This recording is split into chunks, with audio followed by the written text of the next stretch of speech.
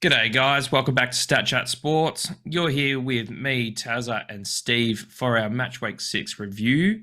Look, let's get straight into it. We are going straight with our hits, miss, and hold fire segment. I'm going to go with the hit. Look, it's been building. It's been building. We've waited to see it. United may have figured it out.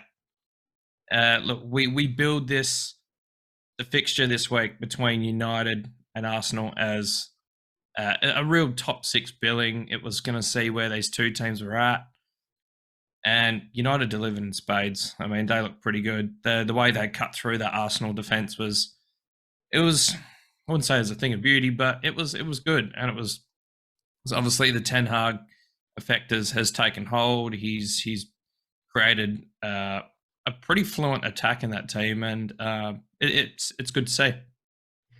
Yeah, our game of the week ended up coming through pretty nicely. Anthony started, which we expected as well. Got a goal on the debut, the first goal. But yeah, it was we touted it as Arsenal's first test, and they failed. United were not. I wouldn't say that United were all over them, because possession wise they weren't, but United played the way that United play, and caught them on the counter attack. Rashford with two as well. The third, the sealer, was just typical Rashford fashion. Given the counter attack, given that it was a counter attack, excuse me. So yeah, look, United seem to be ticking after their poor start. Maybe Ten Hag has well and truly pulled the heads in a little bit, and they're hitting some good form. So yeah, they just obviously they need to keep going from there. We know what United can be like. One week they can play like this, and the next they can be the polar opposite. So yeah, but Ten Hag seems to have them clicking at the moment. Yeah, that's 4 wins in a row. So as a United supporter, you got to be happy with that. It's form, it's consistency, and that's what United really lacked last season, especially under Ollie. It was really stop start for them. It looked like it was turning around, then it was just hit the brakes, bang, done, gone. So they'll hope to build on this, and yeah, United really playing with.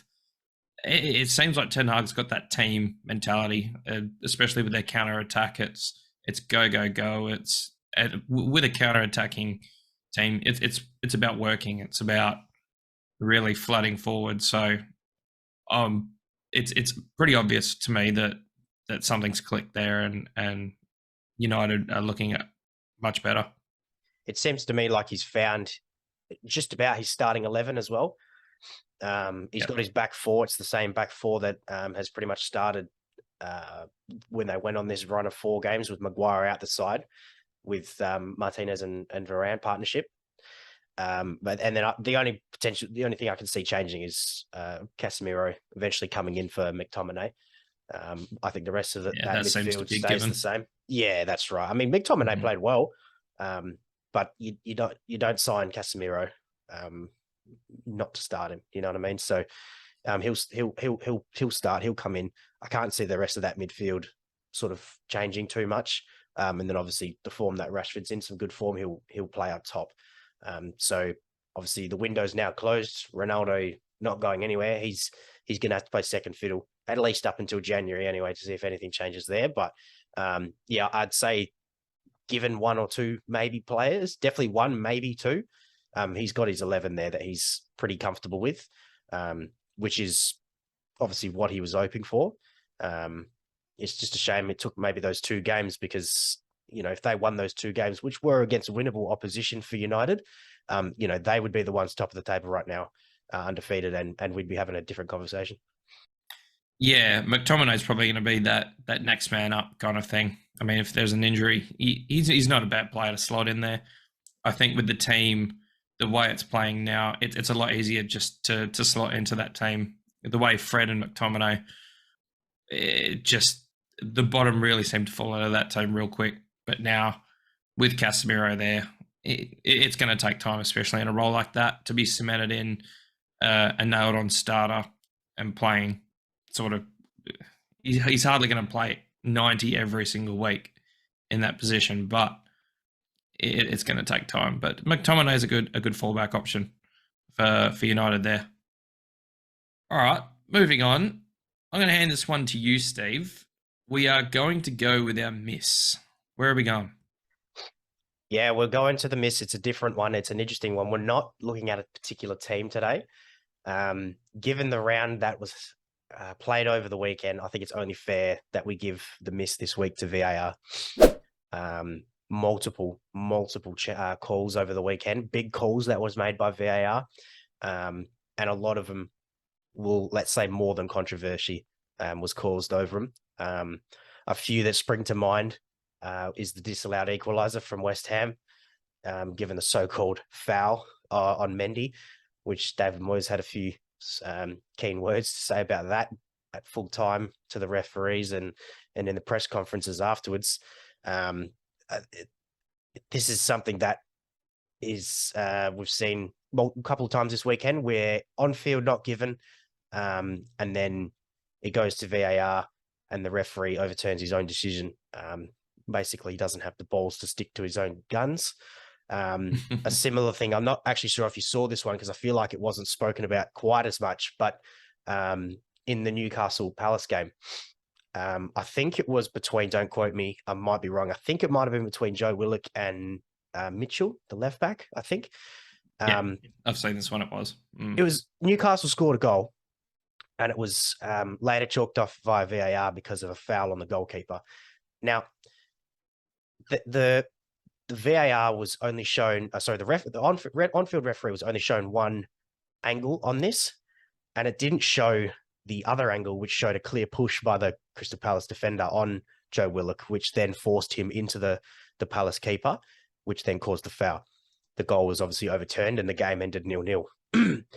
And all the commentators on that day was calling for this second angle. They're saying they've got the wrong angle. It said you can't see anything that's actually happening here. They've got it so wrong, and these referees that during the time aren't seeing any major issues are then going back on there. I mean, this is what VAR is. I suppose you can argue that this is what VAR is there for, but for me, those two in particular changed the outcome of the game for the wrong, in my opinion. There was one also in the Arsenal game, which I feel like this one is maybe on the fence. Arsenal's first goal was disallowed. Martinelli's first goal for a foul on Christian Eriksen. Again, in the play, referee saw nothing wrong with it. Had another look at it, and it was deemed a foul. I don't know. I'm on the fence about that one. I'm not. You probably maybe another referee in the game would have given that as a free kick, and it wouldn't have obviously gone to VAR or anything like that. But it's happening too many times now, and this week in particular, VAR was just all over the place. Yeah, VAR's had a shit week, a really shitty week. The Newcastle one is the one that stands out for me. That one that stuck out like a sore thumb. Sorry, it was just. I mean, take it on face value, and you see Willock absolutely just crashing into Guaita, and I'm thinking, wow, how can that stand? But then you look at it closely, and this is what it's there for. We're meant to be able to. We've got that many cameras on this bloody ground, at every ground. There's so much at stake in the Premier League now. That there's angles everywhere. How are we not? It's a. I'm lost for words because it's just we're meant to be able to see everything, and if it takes 2 minutes to, I think we've spoken about time limits on VAR before, but I mean this. We'll touch on Newcastle in a bit, but this is really it's affecting them because they've now lost. They haven't won since opening day. They deserve to win that game. And yeah, there's 3 points dropped. I'm really not sure how that's been missed. The United one is a 50-50 for me. I mean, it's I was shown by a mate that video, and I thought it was a foul at first glance, not knowing anything, not knowing. I didn't even know that there was a goal scored after that, and I was showing the tackle, and I thought it was a foul. So, I mean, that is a legitimate 50-50 call, Mm. and especially the West Ham one, that for me, that the goal should have stood. That you're entitled to go for the ball. Um, the goalkeeper's diving at your feet. Yes, you've got a duty of care to look after him, but you've also got you're given the ability to at least play the ball. But if you look at it as And well, he's pulling away from it. Like he's not actually going in there. That's just a natural. he didn't. He's jumping over him, and it's just his trailing leg, and there's no It's a malice in trailing it at leg. all. If anything, he grazes him. He would, to be honest, Yeah. you would not even feel that. No, and he's like you said, he's pulling back as he hits him, so it's a little knock. I mean, Mendy's, just rolling on the floor like he's been shot, which really isn't. It happens just about every game. Yeah, but yeah, this is what VAR was brought in to do, and it's failing. We've had two or three, depending on which side of the fence you sit, instances where VAR's failed, and like you said, it's resulted in drop points for teams that really shouldn't have had to drop any. And yeah, not a good look. Another quick one that happened, which again maybe not as much controversy caused on it, but there was discussions had, at least in my family, and it was at the Merseyside derby, the Connor Cody goal, which was chalked for offside, but I think maybe there needs to be a little bit of a clear up on the rules, because I thought there was an introduction where any deviation on the ball via a opposition player, i.e. a defender or whatever, is basically technically classified as a new phase of play. The initial cross came off of, or was basically played onto James Milner's foot. So given these new rules of it being then classed as a new phase of play, should the goal have perhaps stood then? I mean, I don't know exactly the rules. This is where I'm like, I'm not too sure about it. Is it a rule? Is it not a rule? If it's a rule, the goal has to stand. If it's not a rule, then it's offside. It's fine. We move on. But I mean, I don't think I'm the only one that is confused about that. That's a grey area. That's a grey area for sure, and that's one that they're really going to have to clear up. Yeah, look, I was of the understanding that that's how it goes as well. You clear that last play is over. The possession of that team is now over after that the ball has been intercepted by the other team.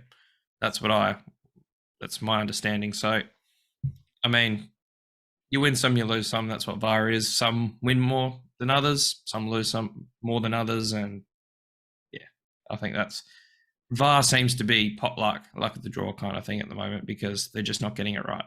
It seems to be a week by week thing. This week they had an absolute mare, so we move on. That's it. All right. Our hold fire. We just touched on Newcastle a little bit. They are our hold fire this week.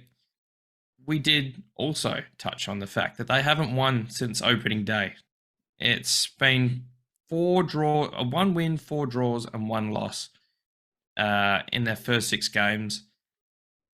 They're scoring goals, but they're leaking some. I mean, these aren't exactly near. I think there's a couple of nil all draws in there, but there's been a 3-3. There's been a 1-1. So the problem isn't that they're scoring as much as they're letting in. It's just either the defense needs to tighten up or they need to score more. But either way, it's not a great look for a team that invested fairly heavily this offseason. $70 million on Alexander Isak. I mean, he's been pretty good since he's come there to Newcastle. To be fair, I mean, he has been thrust straight into that team. I'm not laying any blame on him, but there are a few pieces that are being thrown into this team that are going to take time to gel, but it almost seems like they've stagnated off the back of what was quite a good run at the end of last season, and I expected them to build on this, but it just seems like it's it's kind of spluttering at the moment. Yeah, I agree. I mean, to be fair as well, their one loss against Liverpool could quite easily could have and maybe should have been a 1-1 draw, given the minute Yeah, that the goal came in. Um, but yeah, I mean, anytime you're continually drawing a game, your issues lie at both ends of the pitch because yeah, I mean, you're not scoring enough goals, and likewise, you're not keeping them out at the same time. So, um, I mean, I'll preface it by saying at least the last two games against Palace and Liverpool, they were without Bruno Guimaraes and Saint Maximin. Guimaraes was also missing for their 1-1 draw against Wolves. Saint Maximin played, um, and obviously Isaac didn't come in until Liverpool.